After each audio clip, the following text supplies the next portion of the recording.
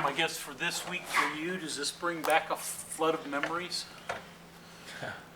Yeah, I mean, you know, a lot of the Big 12 opponents obviously have played a lot of games against. So, you know, going back to all these places is places I've been, which is fun.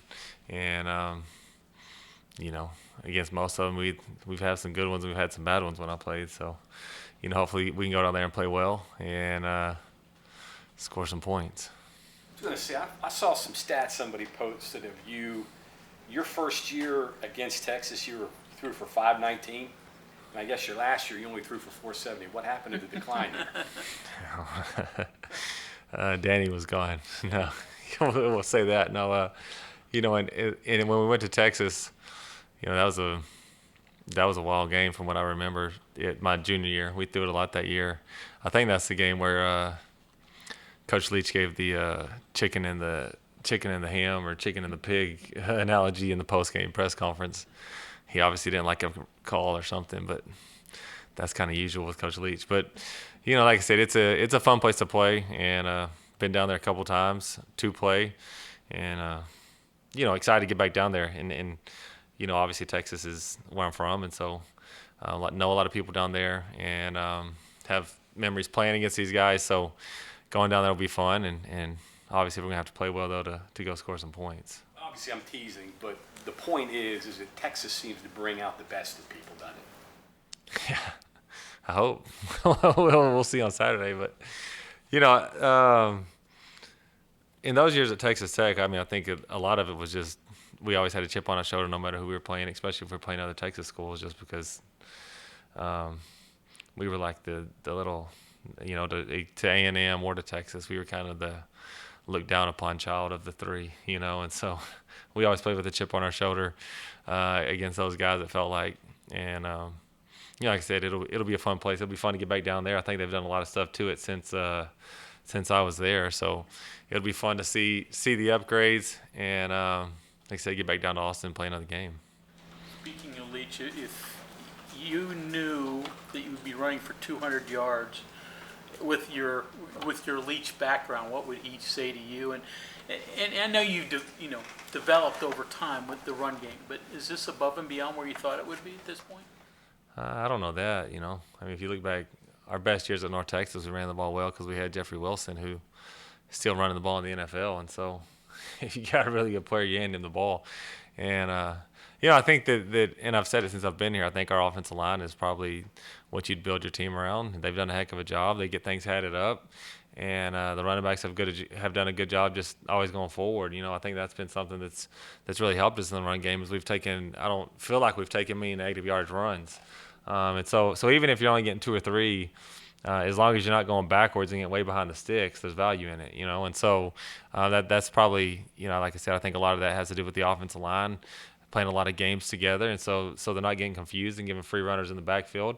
And like I said, and those ball carriers getting going forward, and so when you're getting positive yards every time you call it, you just, you know, kind of continue to do it. The other night, especially in the second half, I felt like we kind of had them fatigued, and we're leaning on them pretty good, and did some good things in the run game, and so we just kind of stuck with it, and we're able to rush the ball really effectively, and you know, I think that you know, sometimes people get too caught up in stats and want to put up stats above winning, and at the end of the day, you got to try to find a way to win the game, and if running the ball is going to give us the best chance to win, we're going to run the football, you know. And there's going to be days where you got to throw it. It feels like you got to throw it every down to win. If that's the case, we'll throw it every down. If you got to run it every down, we'll run it every down. But we're just going to do whatever we can do to try to move the offense, score points, and win football games. But it does speak to your balance. And, I mean, you were averaging 218 a game without a running quarterback. Everything your quarterback's giving you is either negative or nothing, and you're getting 218 a game. Yeah, I don't know if that's balance or good football players, but it's something, you know. Like I said, I think that obviously CJ's given a spark in that room, and his production's been really impressive, especially to be as young as he is, and you got a big load coming at him, and he's not a fun guy to tackle, and so if you just continue to give it to him sooner or later, like, he's going to split a couple just because you get tired of running into 240 pounds over and over, you know. And so he's kind of been a spark. But, you know, I thought the other night JJ really ran the ball well, saw things well, came off the bench, gave a spark. Tony's had good games too. he went for over 100 the other day, and so we got 3 guys that have been good with the football in their hand, and so that's helped us. And like I said, we're going to try to do whatever we think gives us the best chance to win, and kind of get into a game and fill it out and see what's working and stick with it. And that's another thing about JT. The other night, I forget when it was, but asked him over the headset if he wanted to throw something, and he's like, "Well, we're running the ball pretty well, so we called a run play." I don't know. He might be the only quarterback I've ever asked if they want to throw something, and he said run it. But I think that, like I said, it speaks to him. And the other thing about him is he understands things and sees things. And one of the I think the last touchdown we scored, the play before, we had outside zone to the right.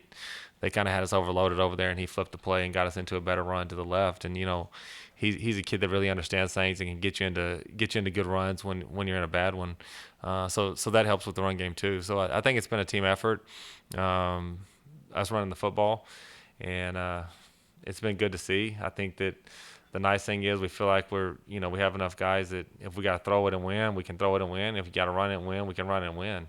And obviously the offensive line plays a large role in both of those because they've done a heck of a job in protection through the first however many 4 weeks, and obviously in the run game, without a good offensive line, you're not going to have the production we've been able to have. And so having those guys obviously helps, and then we feel like we have the skill guys that we can do either depending on what we're getting that night. As a play caller yourself, what are your thoughts on Sarkisian as a play caller? A lot of conversation of him being an elite play caller, and then, in your opinion, what makes somebody an elite play caller? That's a good question. I don't really know. I think I haven't watched a ton of Sark, but when he's called plays, because I'm always watching the other side of the ball, and so I don't really know a ton about what he does. I do know that they probably had the greatest offensive year, maybe or second greatest offensive year in the history of football, if not the greatest, that year at Alabama. So he was doing something right and calling some good plays, and he like I said, I think he's done a great job. I just haven't seen a ton of him enough to speak on it, because like I said, I've always watched the other side of the ball. But there's no doubt he's been good offensively, and I'm sure poses challenges to our defense, and they're good on defense too. But the nice thing is I don't have to worry about too much of what Sarkisian's calling. I got to worry about what the other guys are calling. Well, for you as a play caller, options or good players? If I had my pick, I'd pick good players. But yeah, I mean, good players make every coach better. Yeah. If you have good players, you got a lot of options. And so I think that my philosophy is what it's always been on offense. You better have an identity, and you better believe in what you do and do it at a high level. And so to me, that's as an offensive philosophy, that's what I believe in. And then the better the players you have, the better you're probably going to be. And it doesn't matter, you can call the best play in the world. If you don't have the players that execute, it's not going to work. Or you can call a really bad play with good players, and sometimes it works. And you're like, well, that was a stupid call, but no one knows that but me, So I think that better players make you a better coach for sure. And like I said, from an offensive play calling philosophy and stuff like that, I think like you got to figure out what you do that lines up best against what they do, and then ask your guys to go execute it. How much does gut play into what you're seeing out there and what you're calling? Yeah, I know you got your call sheet and you got all of your percentages and you've got everything that you break down, but then you're just sitting there and you're like, this is going to work. I think it's different from guy to guy. For me, a ton. Like I just kind of call what I see. Just stand up there and it's like kind of playing a video game when you sit up in the box. You get a pretty good angle of what you're seeing and just go with what you feel. I think other people are a lot more analytically driven, I guess, as far as like, hey, this is what we're going to call in this situation. I've already got it planned before I get into the game. I don't do that quite as much as probably most people. And part of that's probably my background. Like, in high school, my dad didn't have like a big giant play sheet that had every situation scripted, and Coach Leach obviously doesn't have every situation scripted. And so it's kind of what I grew up in and kind of what I know and what I believe in. And so that's the way I've always called it. I don't think there's a right or a wrong. I think it's just a lot of it's, I think, the play caller's personality and probably background.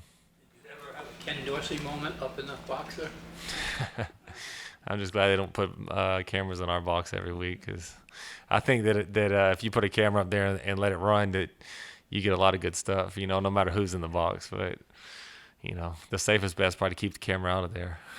Coach, I think the questions about the balance you guys are getting offensively are interesting because, you come in with the whole air raid label and stuff. We obviously see Leach's offenses with 50, 60 passes a game and backyard football and that kind of stuff. But is there a misconception, do you think, in your opinion, on what the actual air raid philosophy is? And, does that... Yeah, I guess I think that the air raid is, and I've said this a lot. Like if you look at all the people that get tagged air raid, none of them are running the same offense. If you turn on any of us, Leach or anyone that came from Leach, and turn the videos on, you wouldn't say it's the same offense, and we all get tagged as air raid. And again, kind of getting back to what I said a minute ago, I think more than anything, the air raid is the philosophy of like have an identity and be really, really good at it. Because there's a lot of, and none of us are. Or I don't think any of us are arrogant enough to think that like our plays are the best plays or the only good plays. You know what I mean? I think that it's just that what most people that have left Leach believe in is like you can't be good at everything. You know what I mean? So no, if there's 1,000 great plays out there, I don't have time to practice 1,000 great plays and get good at 1,000 great plays. But let's say 30 of them, pick the 30 that fit your team the best that year and go get really good at 30 of them and dress it up and present it differently, but make it for your guys the same 30 plays over and over and over again. And you can't execute that. And to me, that's what I think the air raid is that philosophy of can't be good at everything. So figure out what you can be good at and go be really good at it. And, it doesn't matter if that's in the run game or the pass game. I mean, again, we can dress it up. We can present it differently. We might even make it look like a different play to a defense. But for our quarterbacks or for our players, it's the same play. His reads don't change. The people are going to be in the same spots regardless of where we get them there or how we get them there or where they come from. And so, to me, that's the key. And obviously I'm biased because I play the quarterback position. But if the quarterback feels really comfortable with the play, it usually works. And if you can build a ton of reps into a certain play or a certain concept, and throughout. And that's why I think that we're able to have success a lot of times in what we do is because, we get 1 million reps in the spring. They get a ton of reps throwing in the summer, whether it be on their own or now with the new OTA stuff that you can do. And then in fall camp, they get a ton of reps and we just run the same plays over and over and over and over again. And so then when you get into the season, yeah, you can present them differently. You can dress them up differently, but that quarterback feels like, well, I ran this play 250 times, so I feel really comfortable. Coach calls this, I think I'm going to execute it because I've seen it against 1 million different looks. No matter what the defense is, I've probably seen it against it, and hopefully it has answers. And I think that, I was talking about this with my GA just a minute ago, Stu. I was telling him, he was asking me, can we run a certain play against a certain look? And I said, well, if we can, it's a bad play. You know what I mean? Like, if we can't follow our rules and it worked, then we probably don't need to run that play. And so that's kind of the thought behind what we do. I think the philosophy behind the air raid offense, and I think really if you really want to say what the air raid offense is, like you either have to say it's Mike Leach, or if you want to loop us all into one umbrella, I think it's just a philosophy of having an identity and being really good at it. That was going to become my next question is, having that air raid label, do you ever, on a personal level, do you ever worry about that label kind of selling you short as who you are as a coach? No, I love Coach Leach, and so being associated with him doesn't really bother me, or being associated with an air raid, because like I said, I mean, we were better at running the football my first couple of years at North Texas than we were at throwing the football, just because we had a really good running back, and still people still call me the air raid, and it's like, well, if you look at it statistically, we're not airing it out as much as people probably think, but that doesn't bother me. Yeah, I think that our goal is to go out there and score points and win games and do whatever we can to help the team win, and if we're doing that, like, we're doing our jobs, and the rest will take care of itself. One thing to that. I assume when you got out of high school, you got offered by both Texas and Texas Tech. Not Texas. Not Texas. No. They didn't. Did that bother you? No, that doesn't bother me. I mean, like, everyone has a style, has a feeling, and at the end of the day, I probably would have gone to Texas Tech anyway. The reason I went to Texas Tech is because I wanted to throw the football, and Mike Leach was throwing the football, and no one else really was at the time. I had a lot of great opportunities, and in high school, we were kind of ahead of the curve as far as running a spread offense and throwing it a lot. And so I knew coming out, like, I liked OU because Mike Leach was at OU when I was younger, and he was throwing the football. And then when he got to Texas Tech, it's not like I knew who Coach Leach was. I just knew that OU was throwing the ball, and then Texas Tech was throwing the ball, And so at the end of the day, I wanted to go where I thought I could throw it a lot, and Texas Tech was obviously that pick. I didn't grow up a Texas Tech fan or, like, it's not like I really love Lubbock or anything. I have good food and some good people, but it's like almost the moon out there, you know. And so, yeah, it's crazy, but they do have great people and great food.